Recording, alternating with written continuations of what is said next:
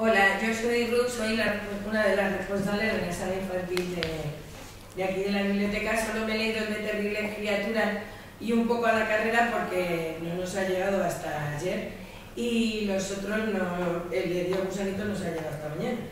Entonces, todavía no los he leído detenidamente. Me chirría un poco lo de la trampa de quién compra los libros, el adulto, entonces tengo que hacer un libro que le gusta al adulto. Creo que esa no es la postura adecuada. Desde mi punto de vista, como bibliotecario, yo soy adulta, pero igual que dices que a los chicos no tenemos por qué tratarles como tontos. Los padres no compran los libros, ponen el dinero, pero los que eligen son los niños.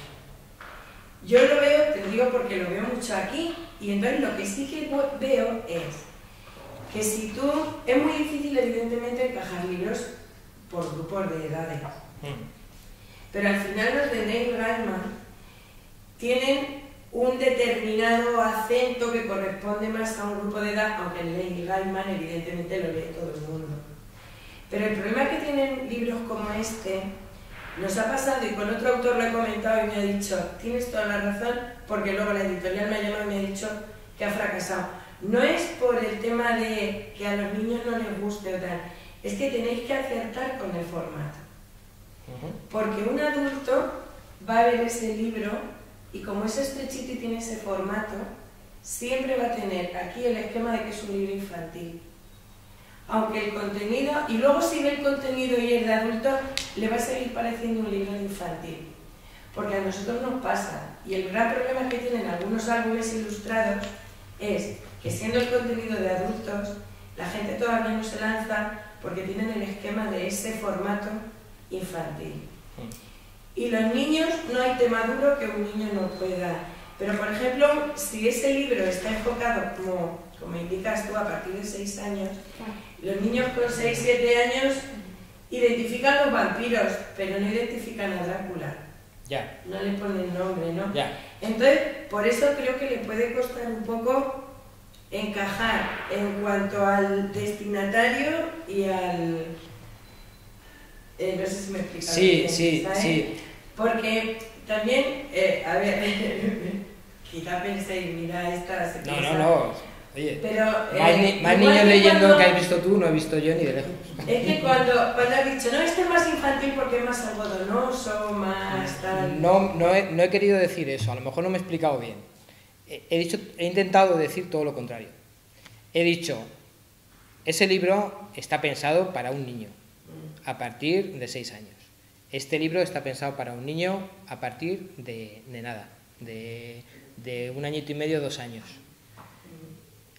Lo que yo he intentado contar es todo lo contrario. Yo tengo muy claro que ese formato tenía que ser así porque es el que se identifica precisamente para los niños, igual que tiene que ir ilustrado porque tiene que ir para niños. Pero lo que he dicho es que ese libro, los adultos tienen rechazo a comprarlo. Los adultos. Cuando va, es que lo he visto, pues no sé, en Toledo, pues también es un sitio pequeño, como Talavera nos conocemos un poco todos. Entonces, con los amigos libreros, yo lo he visto. Te venía la madre a comprar ella y cuando veía la portada y abría así, uy, esto da mucho miedo. Si va el niño a elegir, se lo queda. Si va la madre, si va el padre, si va el abuelo, si va el adulto, es difícil que ese libro se lo quede, a no ser que lea alguno de los cuentos. Eso es lo que contaba. Y evidentemente el destinatario es el chaval y por eso tiene ese formato. Sí, es lo que llaman un libro ilustrado. Y el libro ilustrado, salvo 4 frikis que seguimos leyendo esto, pues con 12, 13 años se deja. Se deja por otras cosas, con más letras, con otros formatos e incluso sin ilustraciones ya, ¿no? Sí. Y la trampa está enfocada al adulto, no al niño. Yo al niño le tengo muchísimo respeto y ha funcionado. O sea, yo pongo estos 2 libros juntos, no digo nada, y lo pones con otros 5 o 6 libros que hay en el mercado y se cae, pero vamos. Y es por la estética, es porque el dibujo es más infantil, Y es que, vamos, se vende el doble ese libro que es. Ese libro es mejor. A mí, yo compraría el de Terribles Criaturas solo por el título que me encanta, ¿no? ¿Pero para ti o para mí? Claro, yo para mí. Esa es la diferencia. Yo tengo muchos álbumes ilustrados, bueno, sabéis que me encantan los libros de niños, bueno, que me encantan. El de Diego Sanitos me recuerda a la canción esta de Yo tenía 10 perritos, uno se cayó, Sí. solo me quedan. Claro. Y te quería preguntar, fíjate, ¿qué opinas de los cuentos populares? De los cuentos de Había una vez. Eras una vez. Sí, Caperucita Roja, Los Cerditos, los Siete Cisnes, Naviza, bueno, Rapunzel, que la llaman. Pero la versión dulcificada. No, La versión que corrió. La gato con botas. De toda la vida. Vamos a ver. La versión de toda la vida. Claro. Cuando se habla de cuentos de toda la vida, se cae en un error muy sencillo. Y es que esos cuentos de toda la vida son de toda la vida porque los recordamos nosotros como antiguos. Suelen ser cuentos muy antiguos, más antiguos de lo que parece incluso. Bueno, es muy conocido que los hermanos Grimm lo que hicieron, no se inventaron ningún cuento en su vida. Lo que hicieron fue recopilar las historias que ellos les contaban, no solo su familia, sino que se fueron visitando pueblecitos y van pues haciendo un poco el trabajo de los antropólogos. Y van haciendo sus búsquedas de historias y luego les daban un toquecito un poquito más literario, porque evidentemente no se cuenta oralmente un cuento igual que se lee y por supuesto no se escribe igual que se habla. Pero lo que hicieron fue recopilar cuentos que venían de muy atrás. Esos cuentos, desde la publicación de los hermanos Grimm, que son los primeros que lo ponen por escrito, hablo de los hermanos Grimm por poner un ejemplo, pero vamos, Perrault y... Bueno, el que es un poco más innovador es Andersen. Andersen sí que es un tipo que es el... Andersen es el escritor que realmente podemos decir que es un gran escritor y que escribe cuentos, pero es un tipo aparte. Pero estos cuentos de los hermanos Grimm, de Perrault, pues eso, Caperucita y la casita de chocolate y Garbancito y todo esto, vienen de muy atrás.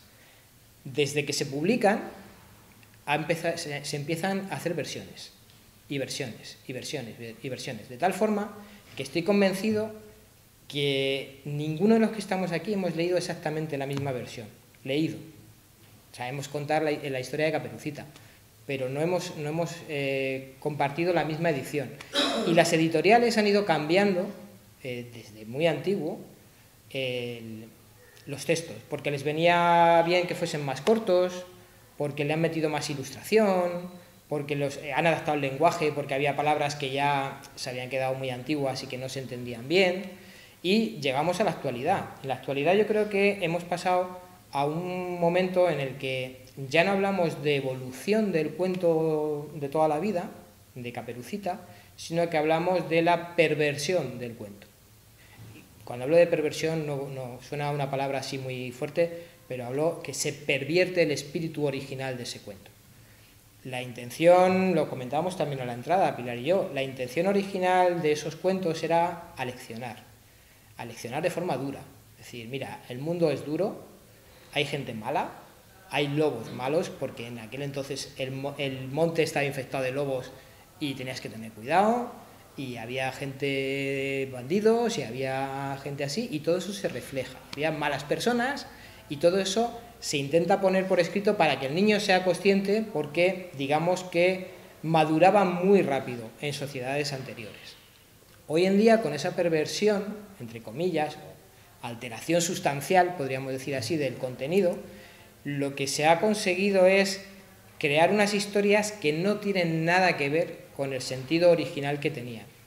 No digo que sea ni bueno ni malo, digo que es diferente. De tal forma que ahora está muy de moda, pues que las princesas ya no pueden ser princesas rescatadas por príncipes porque es machismo. Que el lobo no puede figurar, que el cazador mata al lobo y le abre el vientre porque es violencia gratuita y sobre todo es maltrato animal. Estamos en una época mala para los cazadores y fantástica para los lobos buenos. Hemos llegado a eso. Respondiendo a tu pregunta, a mí me parece que los cuentos en origen eran muy buenos, y que los hemos ido deformando tanto que han perdido el sentido y los hemos convertido en otra cosa. Entonces, cuando a mí me hablan hoy en día de una versión de Caperucita Roja, yo me echo a temblar, porque sé que no me va a gustar. Y tampoco la entiendo, porque digo, vamos a ver, la imaginación es libre. ¿Por qué narices tienes que coger a Caperucita Roja y convertirla en el adalid de la emancipación de la mujer? Invéntate un cuento con otra protagonista y dale ese papel. Pero ¿por qué tienes que deshacer toda la historia de los cuentos que se arrastra desde hace siglos incluso? Yo no lo entiendo. ¿Por qué ahora los príncipes son muy malos? Parece que todos somos republicanos. Coño, pues hazte un cuento en el que el príncipe sea el malo, pero no me cojas el príncipe de Rapunzel y que no pueda rescatar a Rapunzel, porque es que eso de que el macho rescate a la hembra encerrada no está bien visto, ¿no? Claro, es que se ha llevado un poco al extremo el pensamiento sensiblero que impera en la sociedad actual. No sé, yo viendo alguno de mis cuentos, pues estoy convencido que dirían que si encierras un murciélago en una jaula es maltrato animal, que si la Lupe y la loba, que es una historia de hombres lobos y tal, pues que eso sería zoofilia. Y es verdad, o sea, estamos con unos estándares morales un poco extraños. Pues a mí me encantan los cuentos de siempre. Yo les he empezado diciendo, yo a mis hijos les he contado de todo, versiones antiguas, versiones modernas, y además, como se lo engullían todo, pues ellos no diferenciaban mucho, ¿no? Pero la base está ahí. Yo creo que la base merece un respeto, igual que merece un respeto los clásicos de la literatura, ¿no? O Andersen. ¿Qué nos ha hecho Disney con todos los cuentos? Ha hecho unas películas que han acabado con los cuentos. O sea, tú te lees, no sé, Aladino, que ahora es Aladín, no tiene nada que ver con lo que te cuenta. Y la imagen que tienen los niños es esa, que no digo que sea malo, pero que, hombre, debería compensarse un poco, ¿no? Es que yo creo que hemos entrado un poco en la blandenguería, ay, es que me he llevado este libro para mi niño, pero claro, es que se pone a llorar porque fíjate, claro, al final a lo mejor la ranita se muere o lo que sea, ¿no? No, pero claro, pobrecito, voy a coger otro. ¿No? Y es sobre todo eso, no, pero es la tontería de los adultos. Yo de pequeño, vamos, yo creo como todos, a mí me regalaron los cuentos de Grimm, pero lo que al lobo le abrían las tripas para sacarle, y luego le cosí las cabras que le metían las piedras, las 7 cabritillos, todas esas cosas, la cerillera, acordaros de la cerillera, que iba encendiendo cerillas y al final moría. Tú eso ahora, si le dices a una mamá desde ahora, le dices, cuéntale el cuento de la cerillera, y te dice, sí, hombre, que eso es un dramón. Si te acuerdas que hablábamos es que sí, en el grupo de los padres, que a mí me gustan algunas cosas de las que dice Norberto King en el libro de psicoanálisis de los cuentos de hadas, y comenta eso, que es necesario que a los niños les mostremos la muerte, la separación, claro. Lo difícil de andar un camino, a la hora de elegir entre este camino y este otro, ¿no? Y yo creo que es fundamental. Sí. Y todos los cuentos populares, o muchos empiezan, el gato con botas, pues se muere el molinero, claro. Tiene que todas esas cosas. pero porque son cosas que pasan en la vida real. Sí. O sea, vamos a ver, la gente se muere en la vida real. Los animales, por ejemplo, lo de los 10 gusanitos, ¿quién no ha tenido gusanos de seda? Claro, palman todo. Y al final palman todo. Y todos los años enganchas otra caja, vamos a ver. Dime. Yo que soy más mayor, que ya he pasado por muchas etapas de mi vida, que he leído cuentos de niños y que compro ahora cuentos a mis nietos. Entonces me ha encantado la descripción y has dicho una clave, lo leen los niños pero lo compran los abuelos. Y un poco estoy de acuerdo con la bibliotecaria, pero no del todo, porque mis nietos han venido aquí a la biblioteca y yo les he dejado que miren y lo miraban en función de las ilustraciones. Claro. Pero si yo iba a comprar un libro, yo primero seleccionaba un poco y con dos o tres criterios, también el económico, claro. Entonces, fundamental. cuidado que se... No hemos hablado de eso, pero es fundamental. Entonces, es verdad lo que has dicho, más claro. Pero hay otra cosa más que me llama mucho la atención. He descubierto, con tu charla, que mira que es difícil escribir un cuento. Es más fácil, quizá, escribir un libro, una novela, que lo va a entender un adulto y demás. Porque ¿dónde terminas la franja del niño? Es decir, yo tengo un nieto de 8 años y otro de 6, pero a lo mejor el de 6 es un poco más espabilado que el de 8 y le va a otro tipo de cosas. Entonces, yo no sé para quién se puede escribir un determinado libro, dónde termina el infantil, si en 10 años o empiezan en 3. Es complicado, es complicado. Pero, y otra cosa más, yo cuando leía los libros, desde luego te lo puedes imaginar, tengo algunos libros preciosos, antiguos, que no tienen ni un dibujo. ¿Qué ocurre con esto? Que yo me imagino la situación. En estos libros de ahora, quien te lleva, no sé si en el momento de decirlo así, quien te lleva es el dibujante, Sí. no el que escribe. Claro, la imaginación al niño se la haces por los dibujos. Depende. Es decir, yo, verás lo que me pasa, no sé si aburro. No, Yo además. también, cuando venían mis nietos aquí, o vienen y tal, ya menos, porque ya empiezan a despuntar con 8 añitos ya. Pero con 5, con 4 y tal, dice, venga, vamos a acostar y cuéntame un cuento. El de los 3 cerditos me lo he aprendido de memoria, me he aprendido un montón de cuentos. Pero ya me aburría porque no se dormían y yo me ponía a contarle un cuento que me inventé, el pastorcillo. Bueno, y me ponía a inventar, decir tonterías, un pastorcillo, está en el campo y tal. No te puedes imaginar la cantidad de preguntas que surgían. Entonces el romero ese, la máquina del romero esa, ¿eso qué es?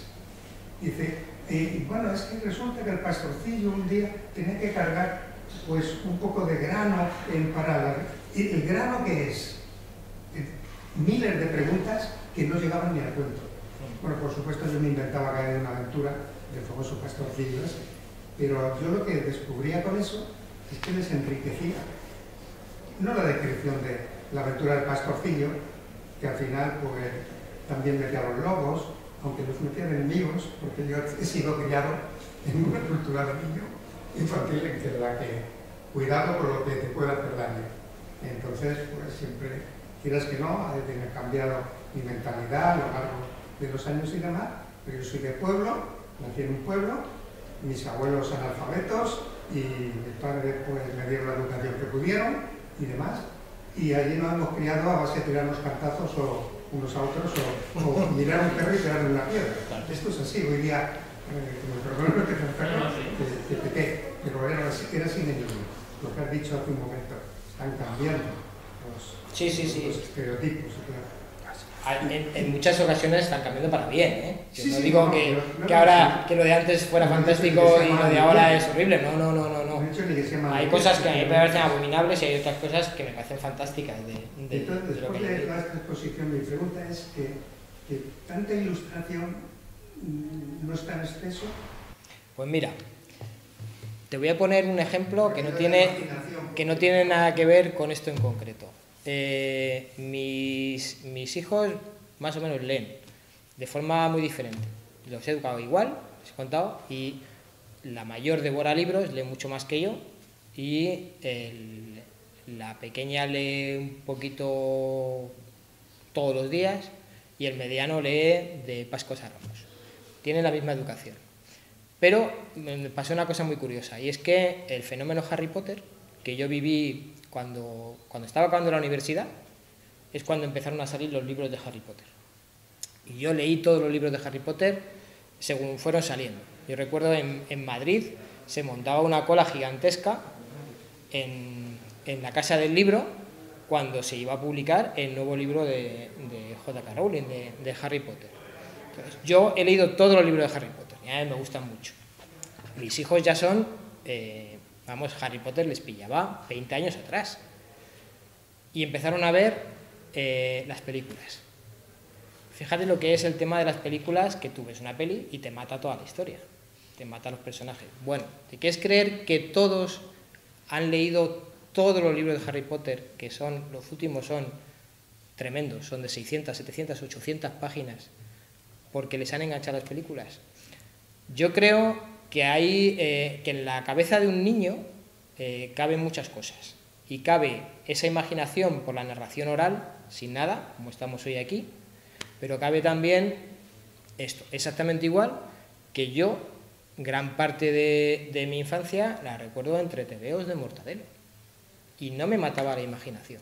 Entonces, hay cosas para leer ilustradas y hay cosas para leer sin ilustración. Y hay cosas maravillosas para ver en un cine y para ver en televisión o ver en una plataforma digital. Y el peligro de todo esto es que te decantes solo por un tipo de cosas. Hoy, por supuesto, nadie se va a decantar por la ausencia de imagen pura y dura. No, puedes leer parte y, hombre, a partir de cierta edad lees libros y tal, sin ilustraciones y todo esto. Pero la sociedad hoy en día es imagen. Y tú tienes que asumir que gran parte de tu educación, espero que no toda, tiene que ir por el lado de la imagen. Y lo vas a tener tanto en las plataformas digitales como en este refugio que tiene un determinado tipo de libros. Hablando hace poco con una amiga librera, me confirmaba lo que yo pensaba, que la crisis del libro, que se ha frenado un poco, en parte se ha frenado por este público. Dice, aquí lo que vendemos sobre todo, como venta estable, como el goteo continuo, porque sí, cuando sale Ken Follett saca su libro, se vende eso a mogollón, o María Dueñas que he dicho antes, o cualquiera de estos buenos. Pero el que mantiene las librerías en general es el público infantil. Y gran parte de ese público infantil es el público infantil pequeñito, que es al que le regalamos. Porque consideramos que cuando el niño es muy pequeñito todavía lo que le pega es este regalo. Ya nos están amenazando un poco porque cada vez entran más jóvenes con los móviles. Incluso ya unas edades que dices, joder, casi no sabes andar y tienes un móvil. Pero yo creo que este libro no es un invento de ahora, ni mucho menos. Los libros ilustrados ya se llevan haciendo muchísimo tiempo y es una oferta más que tienes en el mercado. Que por supuesto se enganchan con cuentos inventados y tal, sí. Que puedes contar cualquiera de estos cuentos sin ilustración también. Yo te puedo poner ahí, te puedo contar cualquiera de estos cuentos y te enteras exactamente igual. Pero, en lo que tú decías, al final, ¿qué es lo que atrae cuando un niño viene aquí? La portada. Y cuando un adulto viene también, ¿eh? Y si tú vas a buscar una novela y no sabes qué comprar, ¿qué vas mirando? A no ser que busques un autor concreto, las portadas. ¿Por qué venden las grandes editoriales? Por el diseño de portada. Tu portada que es muy bonita, a que se nota un montón. Y fue elegida expresamente. Claro, es fundamental. Sí. Te tiene que entrar por los ojos, para darle la oportunidad al escritor de que te cuente luego una historia. Pero sí. Luego tienes que tener la marca también. Bueno, eso ya es fama. Y esos son anomalías también del mercado. O sea, que una persona venda 1 millón de libros es una anomalía, eso no es normal. Lo normal, hoy en día las editoriales normales, no las pequeñitas. Las editoriales normales están apostando por tiradas que no superan los 3.000 ejemplares en primera edición. Y te estoy hablando de Planeta, o de Alfaguara. Si el autor no es conocido, te meto como mucho, si te los meto, 3.000 ejemplares, que las ediciones de 1.500 son muy habituales en grandes compañías. Y así sondeo el mercado. Y lo que se vende normalmente es eso. Y si un autor es exitoso, se considera que es exitoso si vende 20.000 libros. Que si te pones a pensarlo, es mucho, y si lo piensas más, es muy poco. Porque si tú piensas en el territorio de España, 20.000 libros no es nada. Ahora, si lo ves en una sala todos así apilados, es mucho. Bueno, dos consideraciones sobre lo que hemos estado hablando. Yo creo que los libros, en primer lugar, forman parte, es un elemento más del tipo de vida que llevamos, y el tipo de vida es un tipo de vida frente a los niños, es más dulce, es más protectora, entonces eso se refleja en los libros o intentan reflejarlo. Después, el tema de lo que comentas de las ilustraciones y tal, pues depende del tipo de lector. Lógicamente las ilustraciones tienen que existir y son fundamentales, pero yo no pienso que eso vaya a limitar la imaginación. A lo mejor sí que te da un poco la idea, pero tú puedes pensar y tener. Caperucita yo los que leía tenían ilustraciones, pero eso no deja que tú pensaras muchas más cosas que no venían, porque las ilustraciones de antes de los cuentos eran 4 ilustraciones en 40 páginas o algo así. Y ya redirigiendo a un millar de huidas, que a mí me interesa, es simplemente preguntarte que cómo te surge, dónde está la inspiración o por qué, de dónde sale la idea, la temática. Pues al final yo sostengo que los escritores en realidad no descubrimos nunca nada. O sea, yo creo que es imposible imaginar algo sin tener una pista anterior. No, siempre te llama la atención, yo Claro. eso estoy convencido. Hay un hecho, una noticia, un olor, una experiencia Algo, pero tú te basas en algo, sí. y a partir de ahí lo elaboras. Pero ¿por qué concretamente? Pues mira, en el caso de un millar de grullas hay un montón de cosas mezcladas. Yo cuando vine también aquí a Talavera, a mí me gustaba mucho hacer las figuritas de papel, porque en mi casa pues mi hermano hacía pues el barquito, la pajarita y el cacharro este que no sé cómo se llama de los puntos de colores, si eres feo, eres guapo, eres no sé qué. Es que nunca he sabido cómo se llama eso. Bueno, a partir de ahí, cuando yo llegué aquí a Talavera, conocí un chico de aquí y sabía hacer más cositas. Y una vez me enseñó a hacer una rana. Y llegó un momento en que yo lo que quería, como todavía no tenía ni idea de que existían libros de papiroflexia, ni de estos que te venden los planos, de cómo se hace y tal, pues yo lo que tenía era una colección. Entonces, yo no sé si os acordáis, que hace muchos, bueno, que sí que os acordáis, además sois de aquí de Talavera. Hace muchos años yo venía aquí con mis padres a hacer las compras a las Mari y comprábamos, entre otras cosas, las camisas. Y comprar una camisa, a mí siempre me han gustado las camisas, más que las camisetas y todo esto. Comprar una camisa era una ceremonia, porque tú ibas a las Mari o te ibas a, pues no recuerdo, a las tiendas que había por aquí alrededor, de San Francisco y por ahí, o a Kazán o a no sé qué, y el dependiente te sacaba cajas de camisas, y te abría una caja y te desenvolvía el papel de seda, y luego tenías que quitar los alfileres y no sé qué, era un ceremonial. Y de todo eso a mí lo que me quedaba después de las camisas eran las cajas. Entonces yo tenía cajas para todo, tenía cajas para canicas, tenía cajas para cromos y tenía una caja para temas para las cosas estas de papiroflexia. Llegó un momento también, pues todo se acabó cuando elegí la carrera de historia, que dejé de hacer figuritas, llegué a hacer muchas y dejé la caja por ahí. Y dio la casualidad que ya viviendo en Toledo, fui con los niños a un taller en una librería Taiga se llama en Toledo, una de las grandes, y ahí había un taller de un chico, de Javier Cabo Blanco, que es un tipo que es impresionante.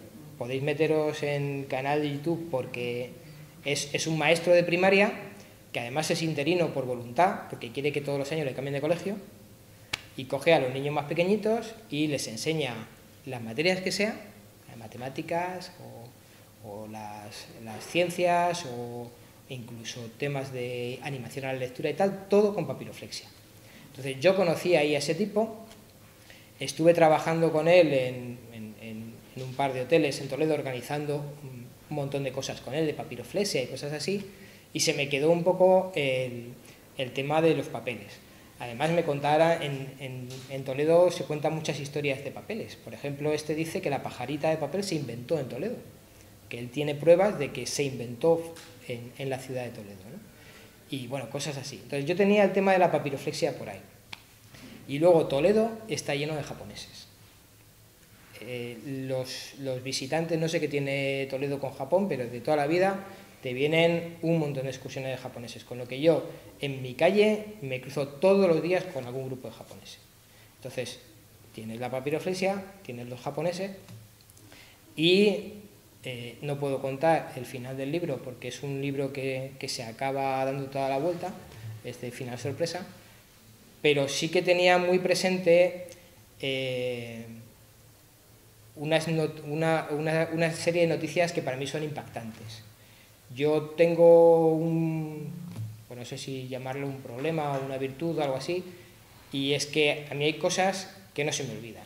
O sea, que las noticias pasan muy rápido, pero a mí hay ciertas noticias que se me quedan ahí y que las recuerdo una y otra vez, ¿no? Entonces, cuando junté todo eso, me salió la historia del tirón. El resumen de todo esto que es que tú tienes que tener tus recursos técnicos como escritor, evidentemente, tú tienes que saber lo que es un sujeto, un verbo y un predicado, y que a ser posible no alteres ese sujeto y ese verbo predicado, como decía Zorín, no lo muevas del sitio porque eso no funciona, y tienes que desarrollar una forma de escribir, que eso te lo da la costumbre, la artesanía de la escritura, pero luego tienes que tener un fondo, y ese fondo, lo ha contado muy bien Pilar al principio del todo, cuando me ha hecho la presentación esta, ese fondo todo el mundo lo tiene a partir de sus vivencias a lo largo de su vida, ¿no?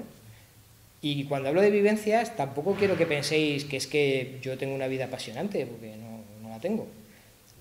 Pero sí que es cierto que si tú hurgas un poquito en lo que te ha pasado, en lo que te ha motivado, en ese novio que tuviste cuando eras jovencita, en la historia que te contaron del abuelo que se fue a no sé dónde y le mordió un perro, no sé qué, empiezas a ver un poco todo ese bagaje, y si tienes las herramientas técnicas para darle salida, las historias salen. Yo tengo una columna semanal en La Tribuna, de todo. Todos los martes se publico la página 3 de La Tribuna, sale desde hace 5 años. Voy por 270 columnas o algo así. 270 semanas, pam, pam, pam, pam. Nunca me ha faltado tema, porque los temas están ahí. Y porque tengo plena libertad también para escribir, claro, no me condicionan. Entonces ahí me dicen, ¿esta semana de qué vas a escribir? Pues lo único que tengo que ver, si se ha muerto alguien importante, qué noticias hay en la tele, o si me doy un paseo y veo que hay una pareja de abueletes que están agarrados de la mano. Cualquier historia cotidiana a mí me da para desarrollar una historia. Y vuelvo a repetir, eso es algo que tienes que tener dentro. Lo difícil es darte cuenta de que lo tienes, que todo el mundo lo tiene, porque todo el mundo tiene historias interesantes, todo el mundo tiene historias interesantes, pero lo complicado es, primero, reconocerlas y luego, eso sí, tener la habilidad de poner eso por escrito y transmitir lo que tú estás viendo, ¿no? Estoy de acuerdo, totalmente. Es algo muy bonito. Lo que pasa es que es muy complicado de explicar, a no ser que tú eres escritor, tú lo sabes. Cuando tú te pones a escribir y estás estás conectado, como yo digo, es una sensación extrañísima, porque parece que no lo estás escribiendo tú. O sea, yo me siento a escribir mi columna semanal porque, oye, me ha pillado el toro, lo tengo que entregar dentro de 2 horas, y sale algo, y sale de repente, y no sabes por qué, pero estaba ahí, ¿no?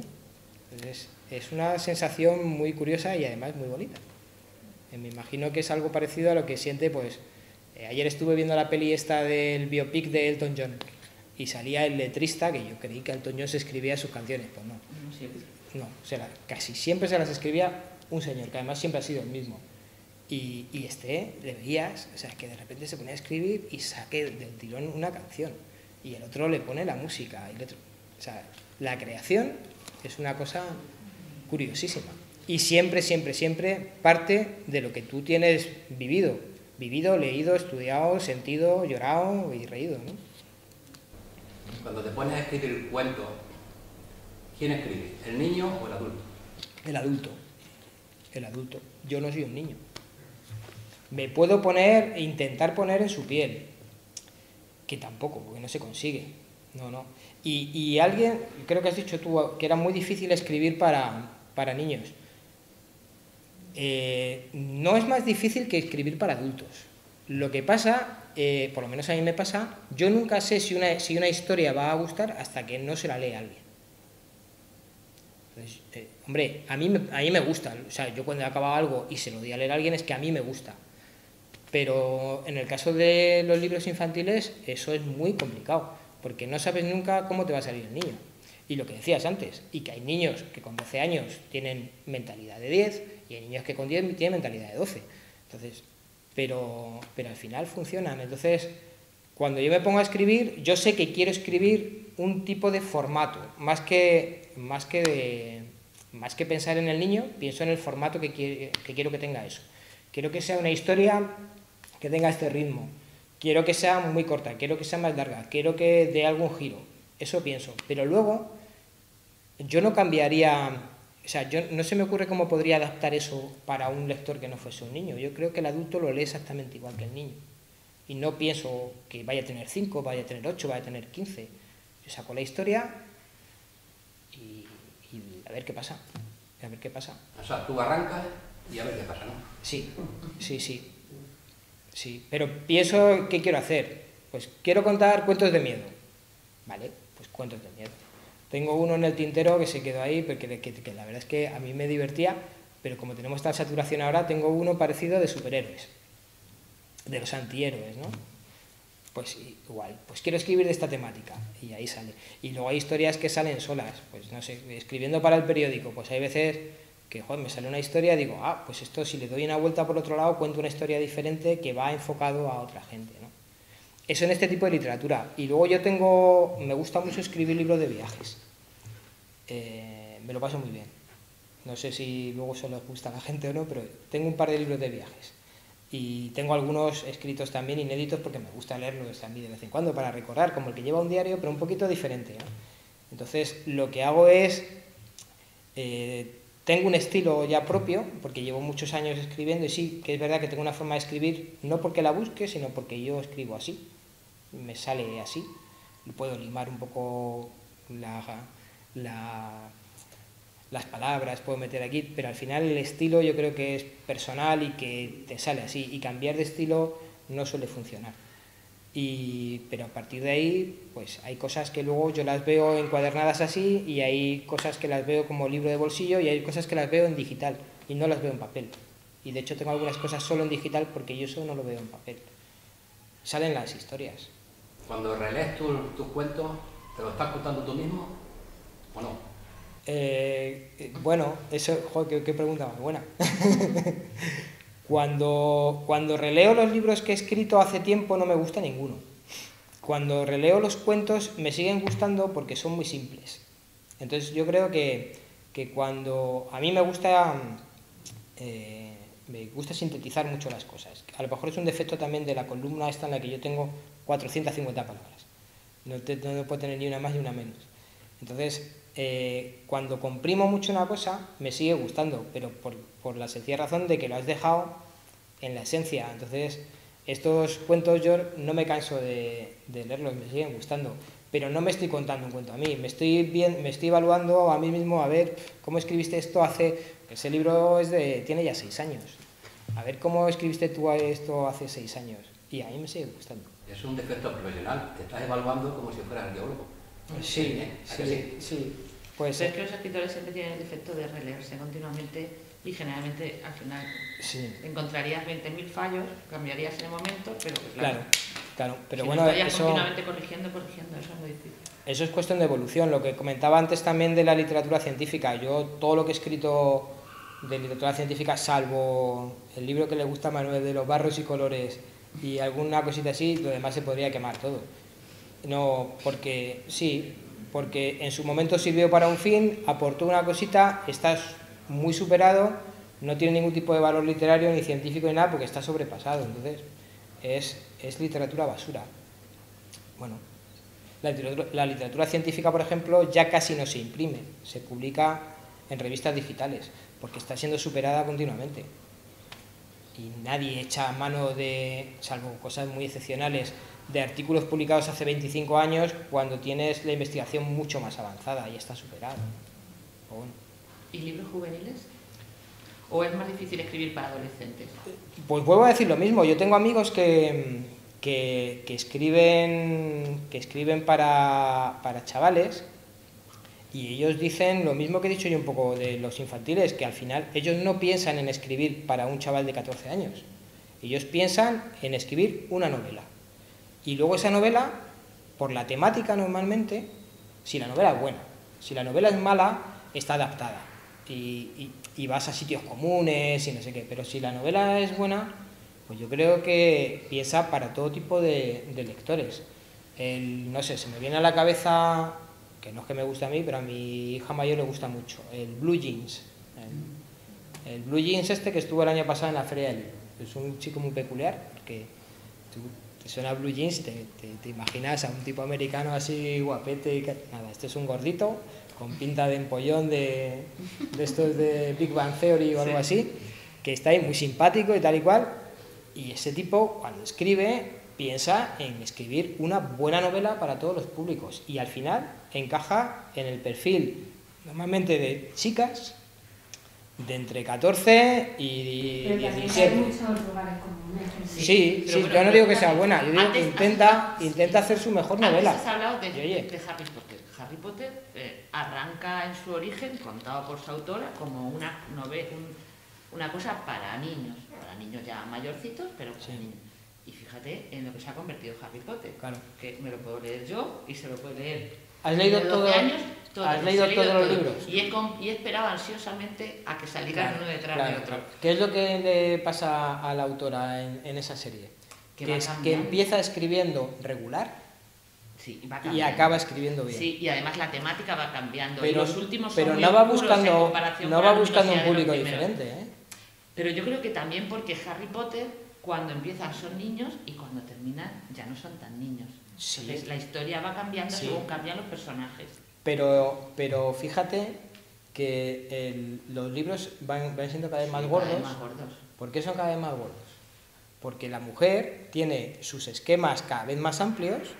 Esta mujer no tenía ni idea de cómo iba a acabar Harry Potter. No, ni idea, No ni tenía idea, ni ni idea. idea. Va escribiendo novela tras novela sin tener previsto lo que va a pasar. Y lo que le va pasando es que cada vez se encuentra más cómoda escribiendo, que tiene más tiempo para escribir porque ya va siendo rica y que las tramas se le van complicando. Pero al final, te lo digo porque mi hija pequeña tiene ahora 13 años y está con el último de Harry Potter. No le digas si ha encontrado dificultad diferente entre uno y otro, lo lee exactamente igual. Es una literatura sencilla, o sea, tampoco ni falta que le hace complicarse, ¿eh? No, no. Pero para mí me parece que es un Fabuloso. derroche de imaginación y que lo cuenta muy bien y además, no voy a contar el final, pero el final me parece tremendo. Y que además el final se lo ha inventado en el último libro.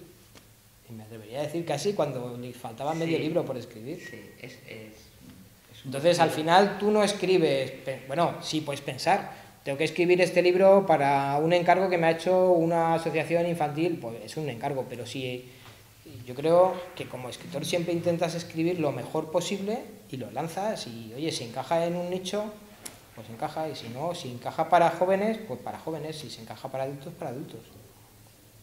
Pero Tolkien, cuando hizo El Señor de los Anillos, ¿en quién estaba pensando ese hombre? Pero mira, Tolkien, este señor que dice cuenta cuentos inventados. Yo tengo la experiencia de contar cuentos inventados cuando a los campamentos de los niños pequeños. A mí me gusta mucho la experiencia de no contar yo el cuento inventado, sino yo a empezar un cuento y nos sentamos todos en un corro y cada uno va añadiendo un personaje o una cosa que pasa. Y yo solamente me dedico a dar la forma, ¿no? Para que la cosa funcione. Claro. Esos cuentos son fabulosos. Yo me arrepiento de no haber grabado mucho de esos cuentos Sí. porque los niños tienen una imaginación prodigiosa. Claro. Prodigiosa. Yo empecé contando un cuento de princesas y al final venían los extraterrestres a una isla y no sé lo que, bueno, pasaba de todo ahí, ¿no? Entonces, hay cuentos, cuentos contados. Tolkien empezó contando cuentos. Contaba cuentos y luego al final se dedicó a escribir esa gran... Pero claro, Tolkien creó un mundo alrededor de ese Sí. cuento. Un mundo con un lenguaje, razas, países y todo. Es un salto, vamos a ver, es de un cuento, pero un salto a otro nivel. Yo creo que un cuento ya no es un cuento para adultos. Es otra historia, sí. Pero vamos, que no creo que pensase, voy a escribir para No. gente de 14, de 20, de 30 o de No 50. empezó contando, empezó No, yo creo con... él dijo, voy a hacer algo que me guste y lo voy a ir adornando y cogió también mucha historia ya existente y tal, y lo mezcló y pues... Eso ocurre en cualquier manifestación artística, cualquier artista. Yo creo que ha sido bastante completo y que además nos han dado un buen panorama de la evolución de los libros. Me parece muy interesante el planteamiento. Y bueno, que muchas gracias por querer presentarlo aquí. Siento que no haya venido más gente porque se lo ha perdido. Son estas cosas que pasan. Pero bueno, me imagino que tendrán buena vida y así se lo deseamos y seguro que lo recomendaremos. Yo desde luego estoy deseando leer los tres porque no me he leído ninguno. Si alguien quiere comprar libros, le vendo libros rápidamente. Exacto, perfecto.